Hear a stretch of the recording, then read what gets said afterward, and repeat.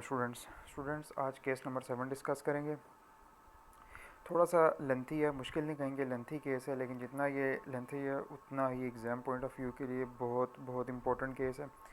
तो इसको ज़रा डिस्कस करते हैं। शॉर्ट वीडियो जो इसकी है वो कहता है, जिस तरह मैं एक आंसर शीट पे लिख के मैं आपको बताता हूँ, वो एक दफ़ा पहले भी मैं अपलोड कर चुका था, लेकिन याद मैंने आपको बताया, याद आपने स्लाइड से ही करना है, ठीक है। तो वो भी मैं प्रोवाइड कर दूँगा डिस्क्रिप्शन में। इसको डिस्कस करते हैं। सबसे पहले वही, जैसे क्वेश्चन को समझ के आपने अटैम्प्ट करना है कि केस नंबर कौन सा है, केस कौन सा है।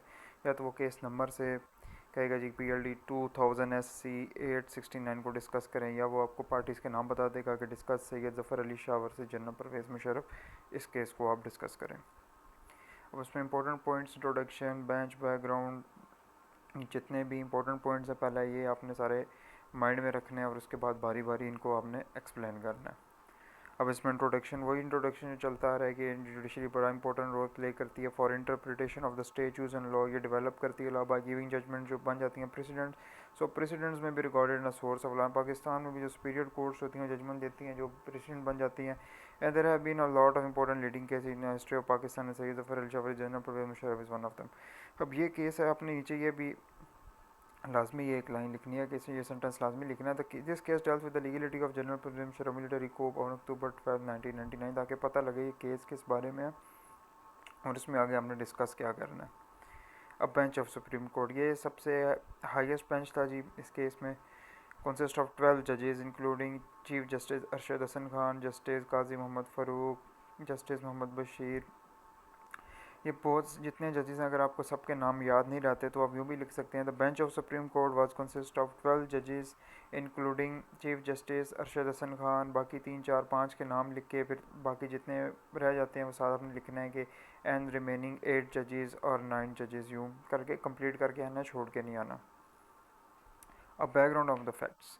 अब बैकग्राउंड क्या होता है जी, आफ्टर द कारगिल के जो कॉन्फ्लिक्ट था जिसने टेंशन राइज हो गई थी between prime minister Nawaz Sharif और जो मिलिट्री लीड कर रहे थे general Parvez Musharraf, by the following facts थे।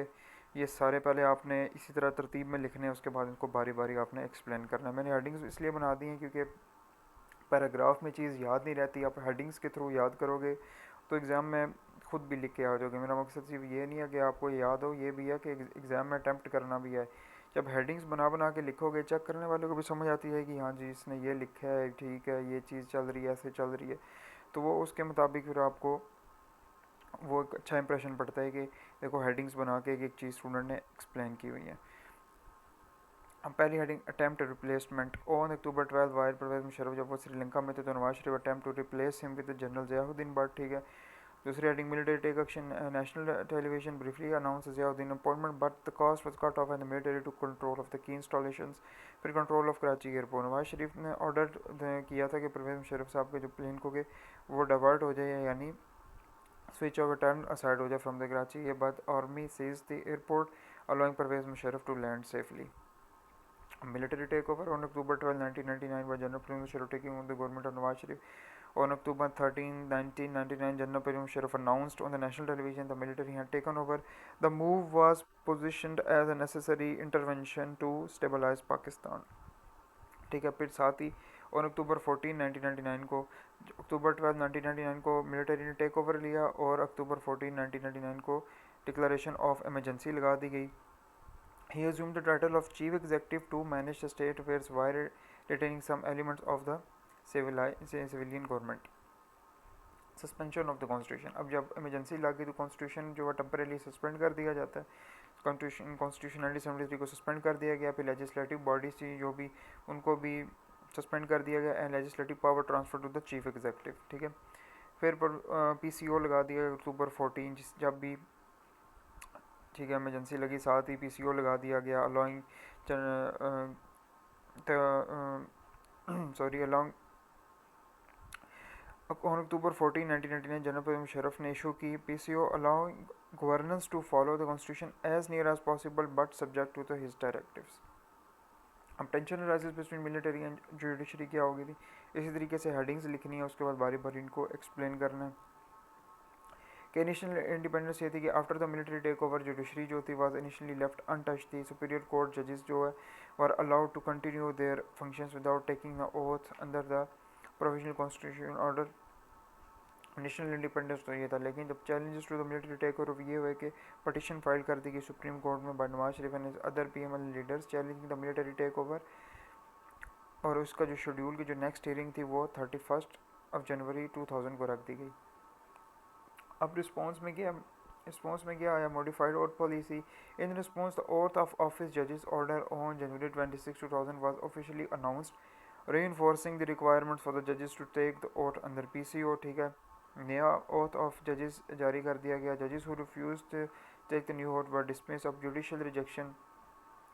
Chief Justice Sayyid-ur-Zaman Siddiqui refused to take a new oath. He was later dismissed from the office, obeying the oath. Ultimately, 7 judges ने जो है वो न्यू ओथ लिया, और उसमें जो अरशद हसन खान थे वो important as a chief justice है। मैनी अदर जजेस who refuse to take oath effectively remove from their position.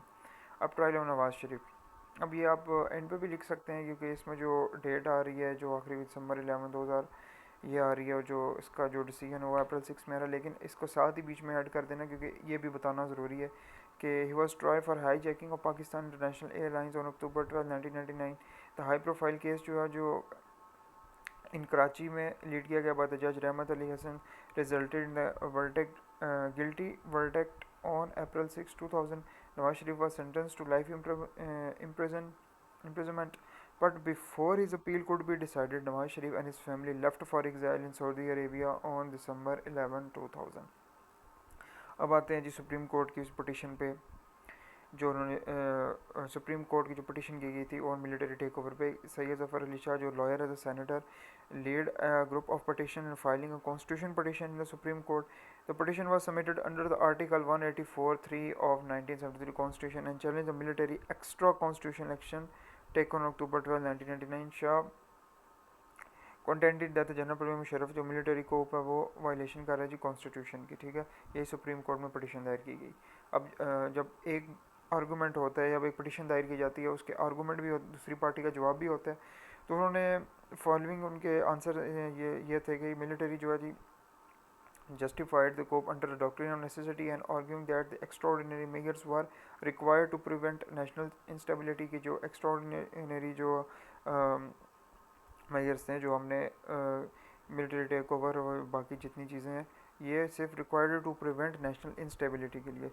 फिर उन्होंने ये भी बोला कि जो the eject or banish the government of Prime Minister Nawaz Sharif was accused of mismanagement, corruption and policies that endanger national security. The military government claimed that its intervention was necessary for the well-being of the people. The coup was extra-constitutional but argued that it was legitimized by the necessity and public interest. अब supreme court का क्या decision था? Supreme court ने अपनी judgement जो है in favour of general Musharraf दी on May 12, 2000। अब ये पॉइंट्स जितने भी थे स्टेटमेंट्स थे इनको हम थोड़ा थोड़ा आगे एक्सप्लेन करेंगे। इसमें state necessity supreme court validate किया जी the intervention by the arm forces through extra constitutional measures on the basis of doctrine of necessity के थ्रू। ठीक है, जो मिलिट्री ने एक्शंस लिए वो वैलिड हैं, और जो प्रिंसिपल ऑफ सालस पॉपल सुप्रीम लैक्स यानी इसका मतलब the welfare of people must be the supreme law, इसके थ्रू जो एक्शन लिए गए वो वैलिड हैं। Validation of actions all past executive actions necessary for the orderly running if the state as well as the act promoting the public good were validated by the court। ठीक है, फिर validation of Musharraf exemption of power, जो exemption of power through the यानी जो emergency लगाएगी और जो PCO लगाएगा 2.14 1999 को वो भी वैलिड करार दे दिया गया। अब जो पावर्स ग्रांट की थी सुप्रीम कोर्ट ने जनरल मुशर्रफ को, दो पावर्स उन्होंने ग्रांट की थी, लेजिस्लेटिव और अमेंडमेंट पावर। अब लेजिस्लेटिव पावर ग्रांट कर दी गई कि general Musharraf was entitled to promote public welfare and maintain state operation, और अमेंडमेंट प्रोसेस जो उन्होंने ग्रांट कर दिया, लेकिन कोई अमेंडमेंट वो silent features constitution independence of judiciary federation Islamic provisions में नहीं की जाएगी। बाकी अगर ज़रूरत पड़ती है तो अमेंडमेंट करने की पावर है, अदरवाइज नहीं है। Judicial review Supreme Court retained the power of judicial review over actions taken by the armed forces in state. Necessary principles and all measures enacted by General Musharraf were subject to the judicial review by the Superior Court. Electoral process. The military government must restore democracy and hold election with in 3 years, but the basic structure जो है जी वो constitution का वो उसको उसमें changing नहीं की जाए। फिर पास ट्रांजेक्शन यानी वो जैसे जिन्होंने न्यू ओथ के मुताबिक नहीं था ओथ लिया, उनका जो केस है वो कुड नॉट बी री open under the doctrine of past and close transaction, वो केस दोबारा री ओपन नहीं किए जाएंगे, वो केस डिसमिस हो गए, ख़त्म हो गए।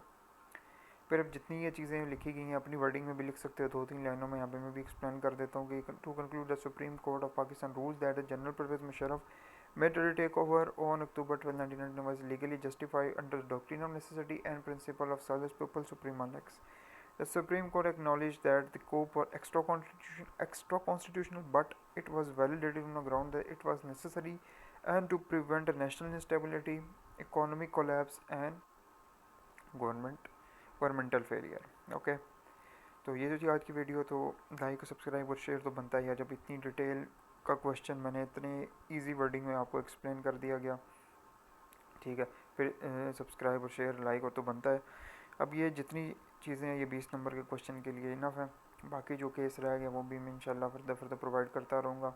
ये स्लाइड्स मेरे नोट्स होते हैं, बाद में मैं एक वीडियो बना के उसमें ये जितने नोट्स हो गए प्रॉपर में इतनी स्लाइड्स होंगी इनको प्रॉपर नोट्स के फॉर्म में केस लॉस के भी दे दूंगा। बाकी पार्ट 1 पार्ट 2 के इंपॉर्टेंट क्वेश्चंस पे भी मैंने PDF नोट्स प्रोवाइड किया हुआ है free of cost. Okay, good luck students.